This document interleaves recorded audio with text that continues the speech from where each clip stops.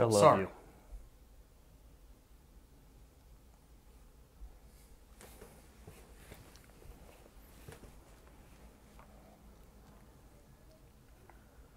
I love you.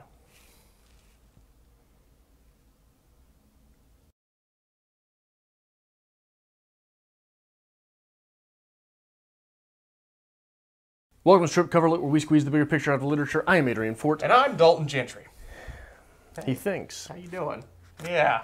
Harry Potter. Well, we got Dalton back for the Harry Potter chapter recaps because I hate doing that. He will introduce the chapters and promptly leave set so that I can tear apart this text. I'm glad that's like why you want to be back. Just like, would you please recap these Shut chapters? up and go. On it. Chapter 27 and 28, Harry Potter and the Order of the Phoenix. First of all, Chapter 27, The Centaur and the Sneak. It's almost like we didn't miss a beat. It's really good. It's a good voice. Shut up and read. Shut up and read. Firenze has taken over the teaching for Professor Trelawney. Is that how you say that, Firenze? Firenze. Okay. How were you saying it? No, that's how I thought. I wasn't sure. I'd never seen the name I'm before. terrible with Harry Potter's names. Like Hermione, it was just like Hermione when I was a kid. Hermione. Hermione. We have the DA, Dumbledore's army, is caught by Umbridge through the confession of Marietta, which is Cho's friend. And she is branded a sneak. I think there's a lot of stuff with that there we can play with. And Dumbledore finally flexes his muscle. We get to see a little bit about what Dumbledore's about. And he saves Harry again, takes the fall. Moving into Chapter 28, Snape's Worst Memory. Umbridge is now the head of Hogwarts, which I'm kind of excited to see how you feel about that. But more importantly, we get a glimpse into Snape's past. And a little bit about James Potter. And things aren't as wonderful as they once seemed. Adrian. Yeah. Where do you want to start with this? Well, first off, I think we're going to stop at the 2 chapters for this episode because I think there's a lot going on there.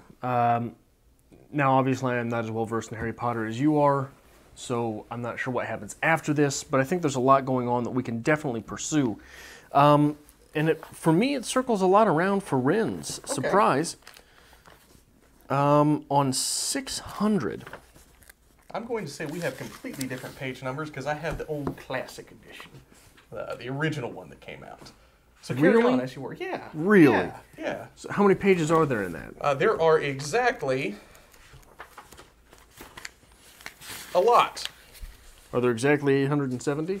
Yeah, there are actually. Okay, so it's font size. It's font size. It should be good. Okay, 600. Firenze, who now has his ground level divinations classroom. Yes. The classroom floor had become springily mossy, and trees were growing out of it. Their leafy branches fanned across the ceiling and windows so that the room was full of slanting shafts of soft, dappled green light. The students who had already arrived were sitting on the earthy floor with their backs resting against tree trunks or boulders, arms wrapped around their knees or folded tightly across their chests, looking rather nervous. In the middle of the room, where there were no trees, stood Firenze. So Firenze's very presence is enough to make the entire atmosphere fertile. Yes. Okay, so we're going to get into this. There's some good mythology behind the centaur. I think that's going to be a good thing to pick up. It is a very strong sexual symbol, a symbol of masculinity. He's also misogynist. Yes, he is. So there's going to be a lot going on with that. We're going to come back to that, I'm sure. Also, if I ever teach, that is my classroom. Just like, come on, have a seat over here, baby. We're going to teach you about the literature. Don't pick that plant. It's Leave not it alone. legal. It's okay. Anyway, so Firenze is there, and we do have the masculine symbols going on, the symbols of fertility, and the room has literally grown around him. In Harry Potter world, this is to make Firenze comfortable. However, in Adrian's world... Not in Adrian's world. In Adrian's world, the world of literature and analysis. All right, I'll give you that. All right, fair go. So what are we doing with this character? Centaurs are classically rape machines. Yes. Centaurs are known for whatever they do 100 miles an hour. Yes. Isn't that right? Yes. So whatever he's going to do here, he's doing 100 miles an hour, and he's going to figure it out as he goes, despite the fact that he has somewhat of a condescending nature. I think that's part of the animalistic nature of it, though. I mean, a wild beast is full bore at all times. So, and he is the masculine, dreamy, sexual male is obviously part animal, isn't he? This is true. Not completely human. This is true. And I think the reason centaurs are considered like a symbol of sexuality and masculinity is it's the horse aspect of it. Well, It's what the half is the horse? What half is the horse is the bottom half, the handsome male face with the torso of a horse. No, he's got the torso of a man. Torso of a man, but the legs of a horse. Not just the legs. Not just the legs, but the lower half of the horse. And going into mythology, okay, these are obviously man-made torture devices. And I don't mean man-made as in human-made. I mean man-made as in who would be jealous or apprehensive about the size of a horse's member? Men. True. Right? True. So on the opposite sort of side of this coin, on the obverse there, okay, what literary figure do we have somewhat like this for women? The mermaid. Okay. Which half is the fish? Top half? Top half. Excuse me. The bottom half. My mermaids are weird as hell, man. It's like catfish face, legs on the bottom. Still semi-useful. Hey.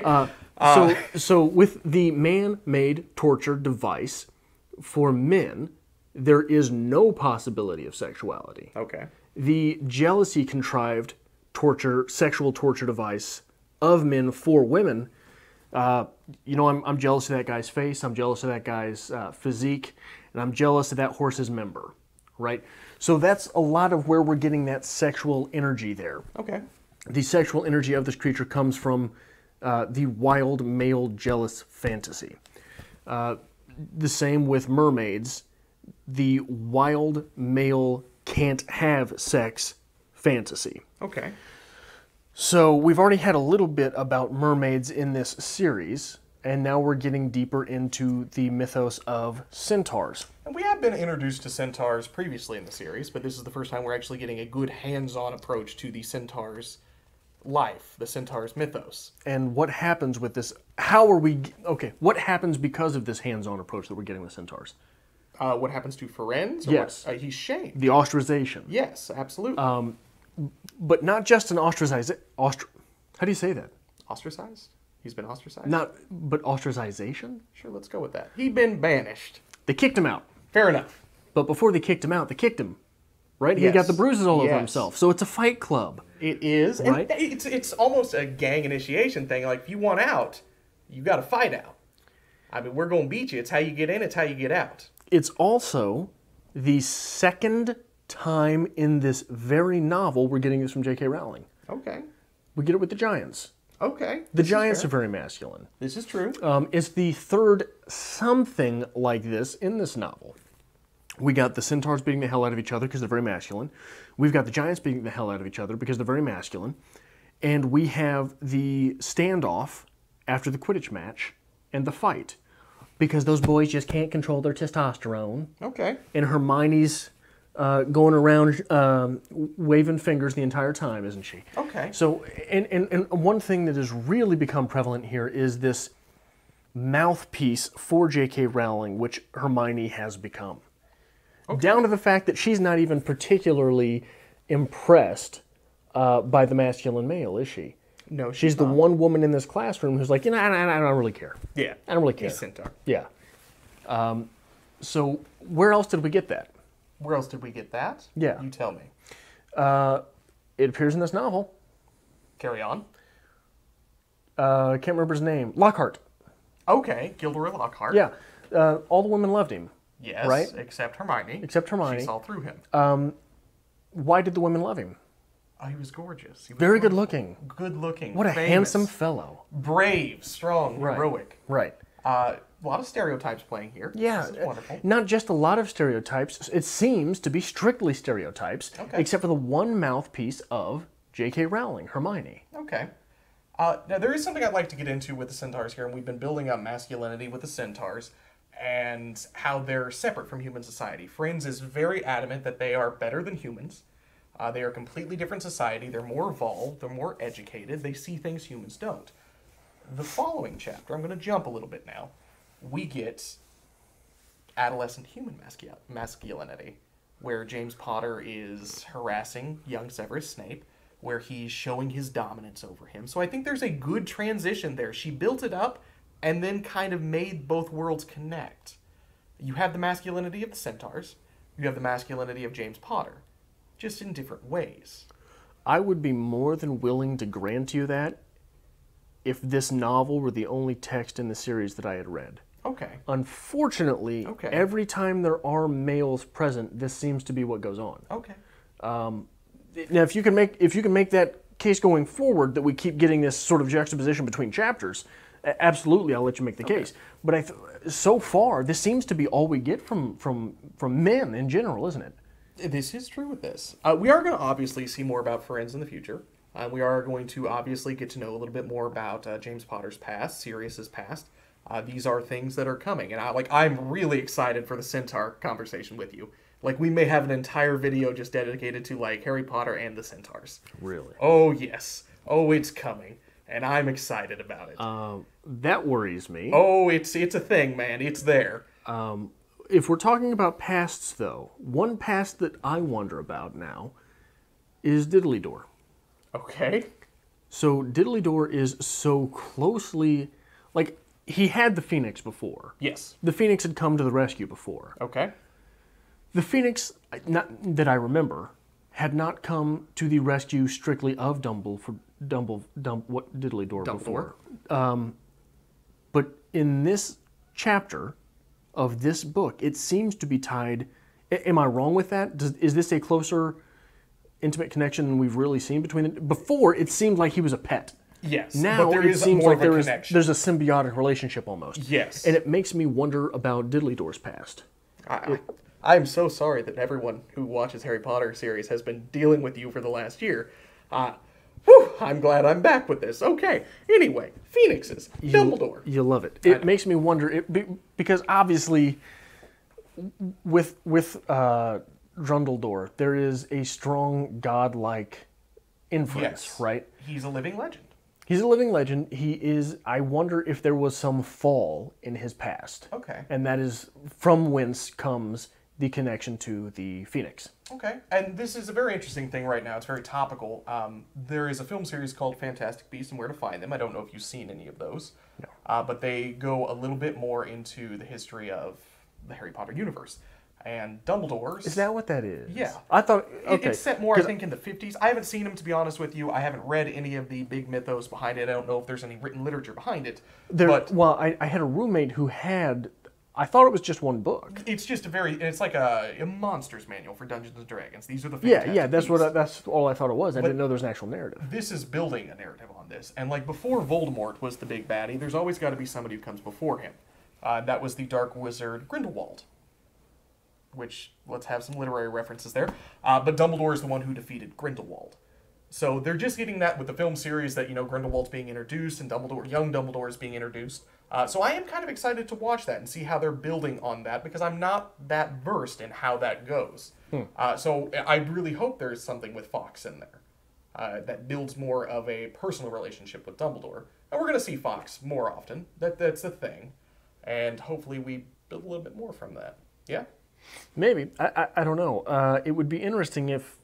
So I feel as if throughout this text, I loft too many softballs for old JK to knock out of the park. Okay. And sometimes it's just, well, we picked the name because it was pretty, or... Okay. I don't know, but going back to the... We sort of jumped around a little bit. Going back to the Centaurs. Yes. We made the inference that they were misogynist. Yes.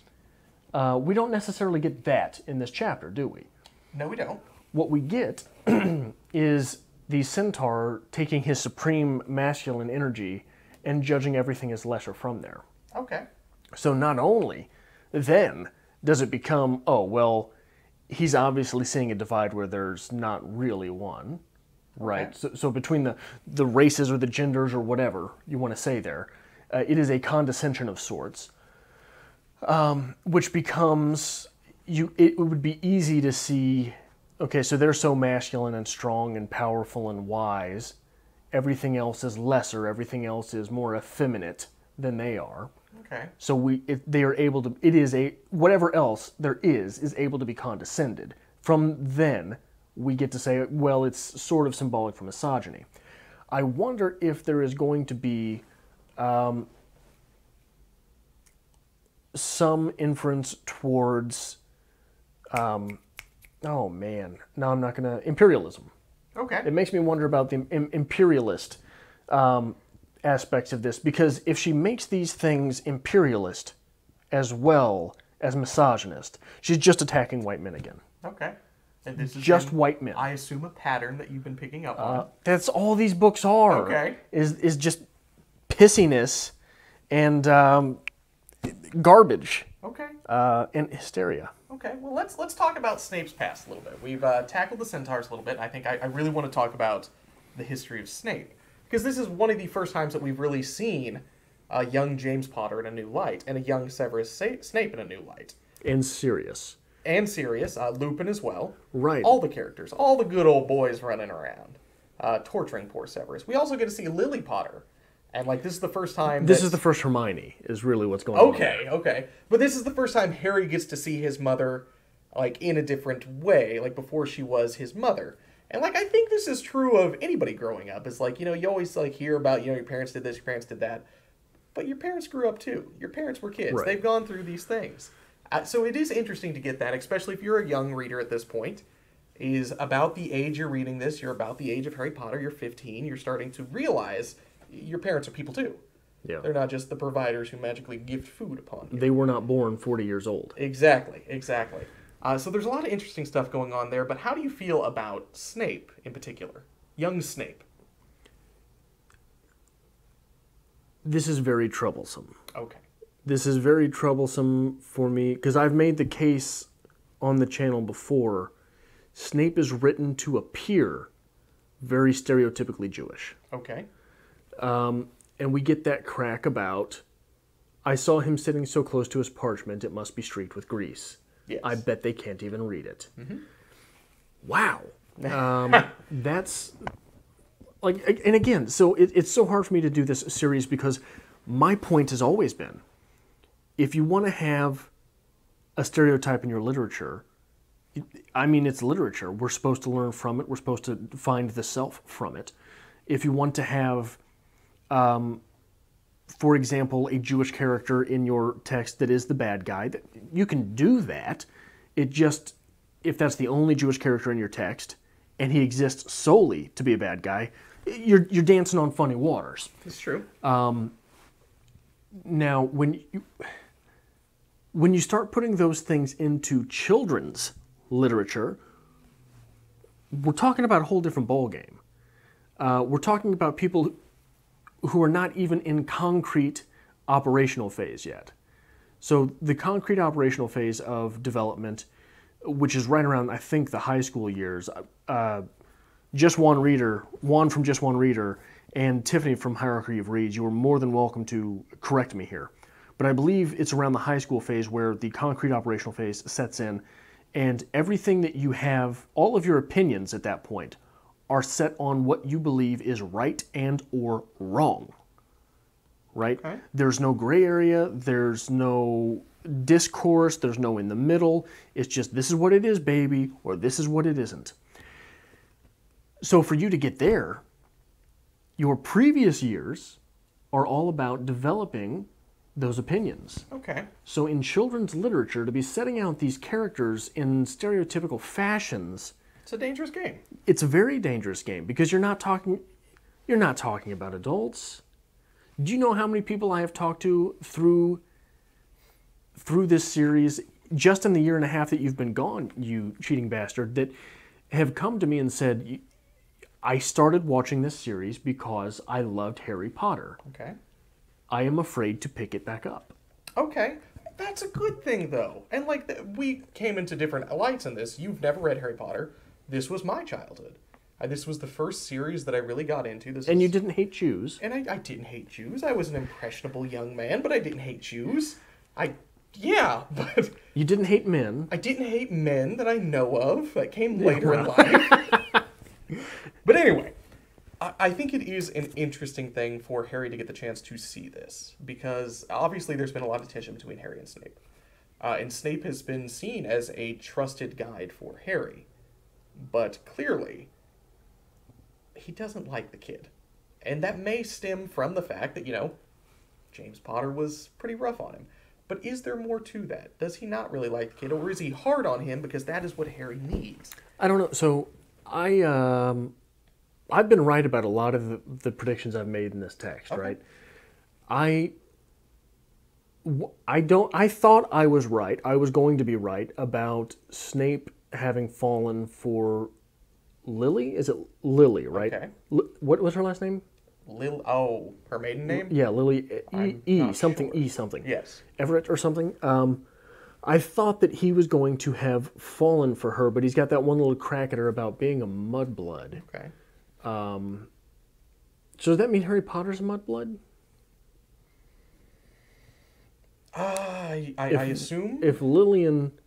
So, and one strange thing about that, so in the Jewish tradition, and maybe I'm wrong about this, I have not done research on this, you were only allowed to inherit being Jewish from the mother's side, not the father's. So it would be interesting to play with those same ideas if Lillian is a mudblood, which again is a term which is scarily similar to things that people would have said of someone who was half Jewish, right? It's a derogatory term, yes. And Harry Potter inherited that through her side, which seems to be where he gets his sensibilities from, as opposed to James's side. Okay. But on that, so we're also setting up the Umbridge reign Yes. to be semi-Nazistic. Am I wrong? Yes. This is a Nazi-type reign. And she is officially head of Hogwarts. She is in control. And she definitely has her squad. Now, Malfoy is part of this Inquisitor's squad, whatever it's called. I can't remember the exact term. Where they have now been granted power over the prefects. They can award house points. They can take away house points. This is a scary situation. If, however, J.K. Rowling were worth her weight in salt instead of sand, that meeting that Umbridge had with Harry Potter, where she was very nice to him, would not have been her trying to poison him. Do you know what it would have been? What's that? It would have been her handing him extreme power. Okay. It would have been her saying... So, if she wanted to really cross those lines, what could have happened... Crab and Goyle? Mm-hmm. Are those the henchmen of Draco? Harry Potter could have put one of those hexing curses, the death curses, on one of them earlier in the chapter. Because all hell broke loose, right? Okay. And there is a lot of chaos in the chapter with Fred and George. Gets sent to Umbridge's office, and Umbridge is very nice. What's going on here? No, Harry. You can do that here. It's fine. I'm going to give you a lot of power. Because what would have happened, had this metaphor really been going all out, she would have gifted Harry Potter all of this power and been watching him lose himself to it. Okay. But that is not what's going on. And really... Give the man the tools of his own destruction. Right. Okay. And he will eventually convert to your side. Okay. Because you fall in love with the power. Obviously, at this point in the text, we can't even do that because Harry Potter is not strong enough a character to have survived that. Okay. I mean, am I wrong? Okay, still he is an adolescent. He's developing, so I can give you that one. But Hermione would have come through.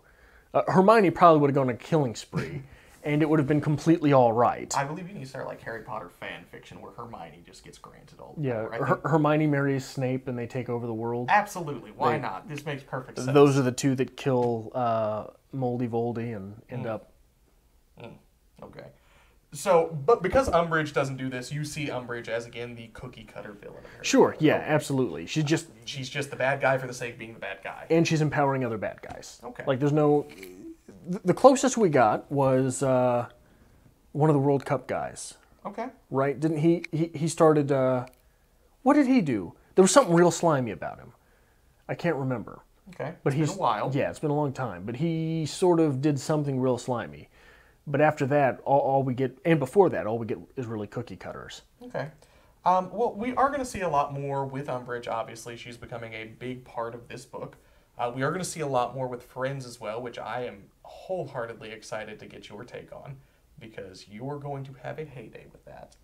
I certainly hope so. And, of course, obviously, Dumbledore's coming back. Dumbledore's not gone for the sake of being gone, but I think it is important. This is really the first time we've seen Dumbledore's power. Dumbledore wholeheartedly says, well, you got me. This is all me, taking the fall for Harry. But I'm not going to Azkaban. And you can't make me. And he takes out the Minister of Magic. He takes out a couple of orders. He basically does this at the crack of a whip. Dumbledore's man not to be messed with. Right. So it is going to be interesting to see more about Dumbledore. And we're going to be getting a lot of that in the next book for sure.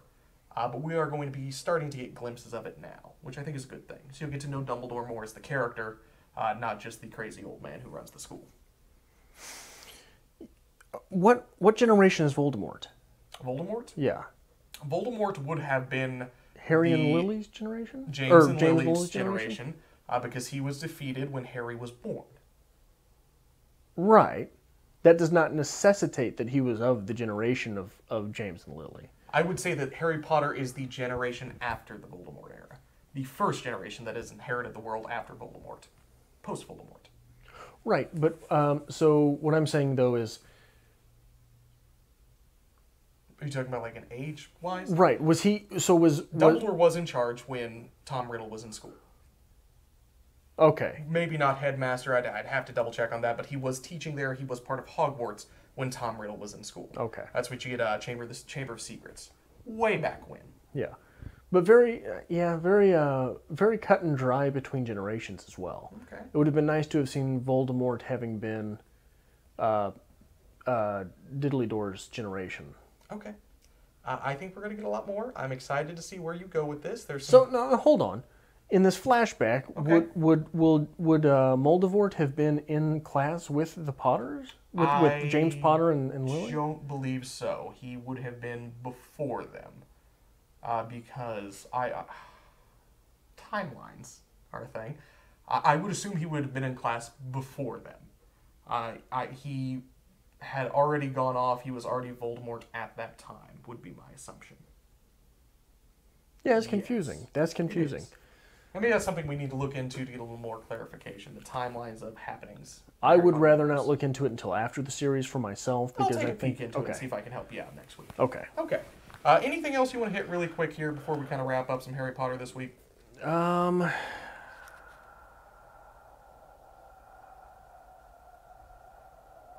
Okay, fair enough. So we'll be back next week with more Harry Potter. That is maybe true, unless I burn the book in between now and then. If you like this sort of thing, maybe hit a like. If you've not already subscribed, subscribe. I hope to see you back here for the next installment of Harry Potter, if it happens. And if you'd like to help us make more content here on Strip Cover Lit, there is a link to our Patreon, as always, to be found in the description below.